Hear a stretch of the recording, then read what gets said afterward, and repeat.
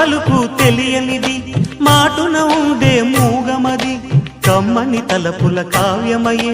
కవితలు రాసే మౌనమది